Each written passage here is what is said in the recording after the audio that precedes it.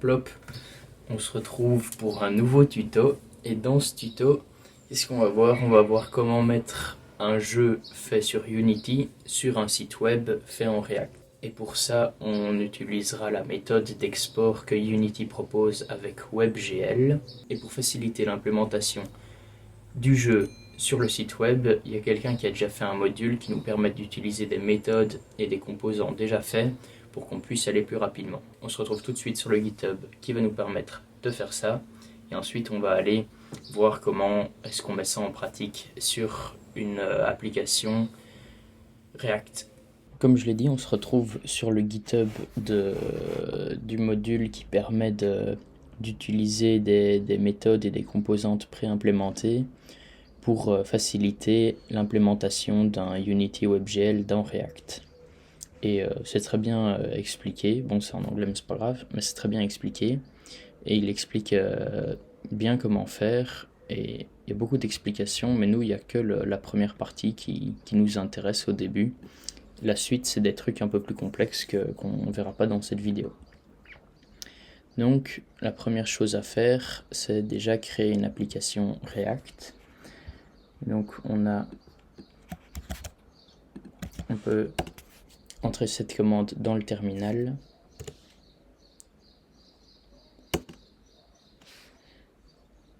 On crée l'application. Une fois que c'est fait, on doit import le module React dans l'application. En l'occurrence, nous, notre jeu avec Unity, c'est avec Unity 2020, donc on prend la première ligne, mais si ça ne correspond pas à ça, prenez une autre version. Comme ceci.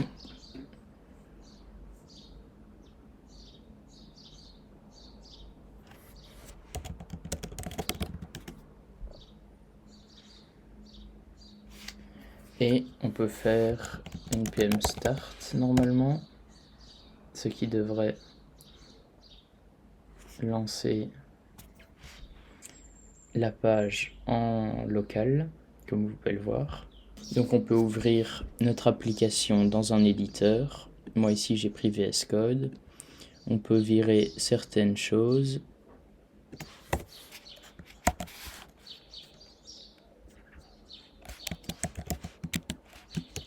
Et on va ajouter quelques trucs, histoire qu'on comprenne un peu.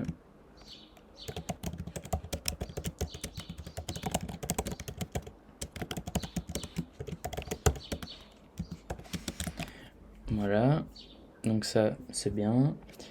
Et donc ce qu'on va pouvoir faire, maintenant c'est ajouter l'export WebGL de Unity ici. Donc moi je l'avais déjà fait il y a un moment, mais je vais vous expliquer quand même comment faire. Donc déjà dans un export WebGL, on retrouve ces trois parties-là, build, index, template, data, et il y a globalement c'est surtout le build qui nous intéresse et ces fichiers-là qu'on devra exprimer dans notre implémentation. Mais ça on va voir tout de suite. Je suppose que vous savez tous comment exporter un jeu Unity en WebGL, mais la petite erreur qu'on fait parfois, c'est qu'il faut aussi enlever la compression. Et voilà, ici, voilà une petite vidéo que je mettrai en description qui explique comment enlever la compression, pardon. Et de cette manière, l'implémentation que nous on fera dans React fonctionnera, sinon vous allez avoir une erreur. Donc une fois que vous avez votre petit package WebGL et que vous avez enlevé la compression pendant l'exportation en WebGL, on va pouvoir le mettre dans public ici et regarder ce que la documentation nous dit.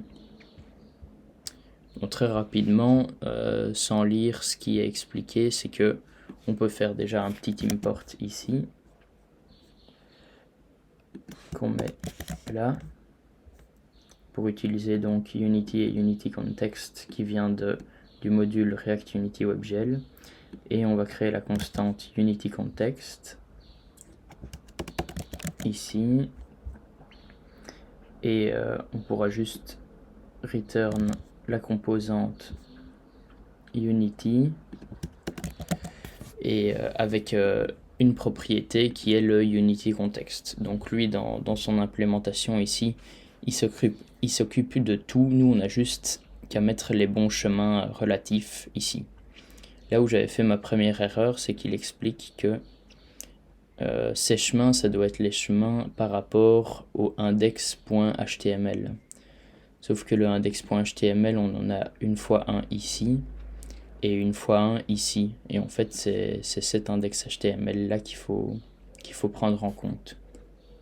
Donc, si on suit, on doit faire un ./mygame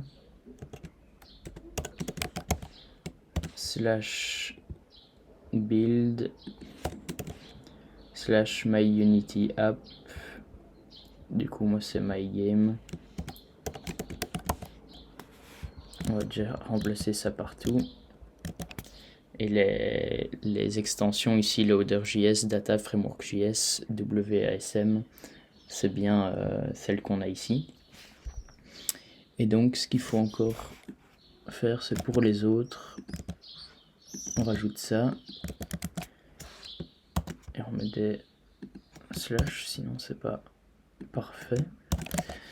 Donc ça devrait fonctionner.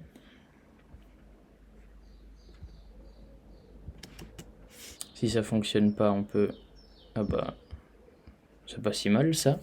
Ça a fonctionné. Donc là, petit inconvénient qu'on va vite régler, c'est que notre jeu, théoriquement, il ressemble pas vraiment à ça. Il est un peu plus propre. Et donc c'est tout simplement sa taille et sa hauteur qui sont aberrantes. Et nous, on veut quand même que ce soit un petit jeu bien propre au milieu de l'écran. Donc je vais chercher tout de suite comment on fait ça. Donc je viens d'aller chercher dans mes anciens projets. La réponse, comment est-ce qu'on fait ça, c'est encore quelque chose de préimplémenté dans le module. Et c'est encore une propriété style que ça s'appelle, qu'on peut ajuster. Et donc ici on peut lui mettre une hauteur, une taille, une largeur, une hauteur, une bordure, et ainsi de suite. Comme ça la border et le background, ça donnera une couleur de chargement un peu plus sympa. Et donc si on regarde ce que ça donne, on a ça. Pas mal, hein? Donc vous voyez, si je vais refresh la page, on a la fameuse bordure et le fond vert qui n'est pas forcément très esthétique, mais je vous laisse modifier ça à votre guise. Et donc on a les options, le volume, on peut jouer, et le jeu en fait c'est un jeu de dactylographie, mais ça c'est pas très important. Donc voilà, vous avez réussi à mettre votre premier jeu sur un site web React à partir d'un export WebGL de Unity. Si vous avez d'autres questions, mettez-les en commentaire. Si vous voulez voir la suite, parce que en réalité ce module est vraiment grand et il y a beaucoup de choses à faire. Si on regarde un peu la table des matières, ici ça c'est juste le début qu'on vient de faire, mais on peut faire des communications entre React et Unity, donc on peut mettre des inputs à partir du site de React, et même de React et de Unity jusqu'à React. Ça fait que on peut donner des inputs au jeu et on peut même faire des outputs qui, par exemple, pourront aller dans la base de données. Et ici, déjà, il y a la partie style qu'on a vue. Et il y a encore plein d'autres choses intéressantes qu'on peut rajouter. Si vous voulez que je vous explique comment faire ça, je pourrais faire d'autres tutoriels là-dessus, bien évidemment. Et c'est la fin de la vidéo. Si vous avez kiffé, vous pouvez mettre un like. Si ça vous a appris quelque chose, vous pouvez liker, vous pouvez commenter, vous pouvez me poser des questions dans les commentaires si vous avez d'autres choses à demander par rapport à tout ça. Nous, de notre côté, on va encore apprendre quelque chose comme mettre des inputs à partir de React dans un jeu Unity.